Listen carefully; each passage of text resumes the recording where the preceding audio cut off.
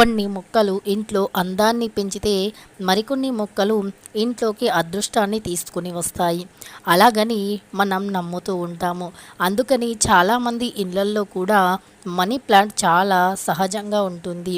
అయితే ఈ మనీ ప్లాంట్తో పాటు ఇంకా కొన్ని అదృష్టాన్ని తెచ్చే మొక్కలు కూడా మనం చాలా ఎక్కువగానే చూస్తూ ఉంటాము. అయితే ఈ మొక్కల వల్ల ఇంటికి అలంకారం, అందమే, ఆహ్లాదకరమే కాకుండా ఆరోగ్యం, ఐశ్వర్యం, ఆనందం కూడా ఉంటుంది.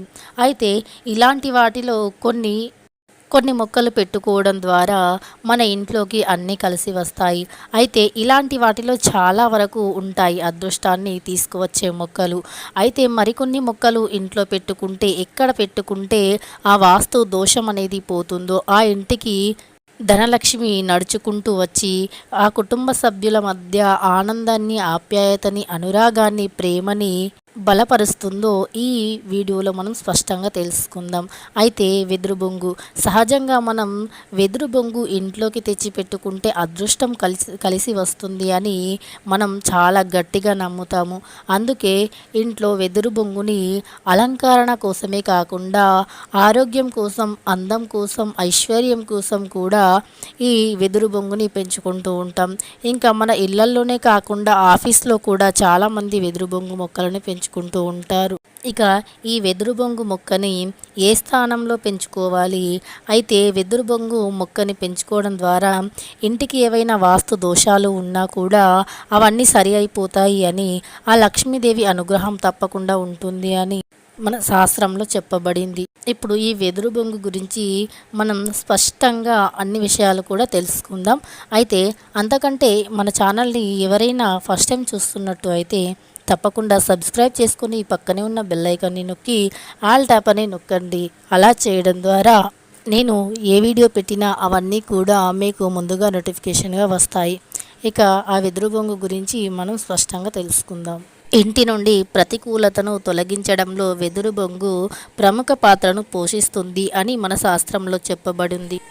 ఇక వెదురు బొంగు మొక్కను ఇంట్లోనూ, ఆఫీసులోనూ పెంచడం ద్వారా సానుకూల శక్తిని ప్రసారం చేస్తాయని, ఇక వెదురు బొంగును ఇంట్లోనూ, ఆఫీసులోనూ ఉంచుకోవడం శ్రేయస్కరం అని మన శాస్త్రంలో పెద్దలు చెప్పబడ్డారు. ఇంకా వెదురు మొక్కను అదృష్టానికి చిహ్నంగా కూడా భావిస్తారు.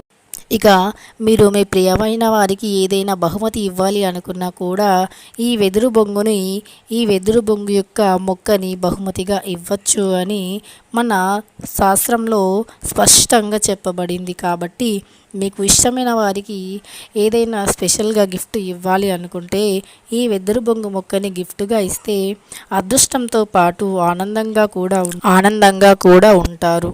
ఇక ఈ వెదురు బొంగు మొక్కను ఇంట్లోని తూర్పు దిశలో ఈ మొక్కను కనుక ఉంచినట్టు అయితే అదృష్టంతో పాటు సంపదకు కూడా ఎప్పటికీ లోటు ఉండదని శాస్త్రంలో స్పష్టంగా చెప్పబడింది.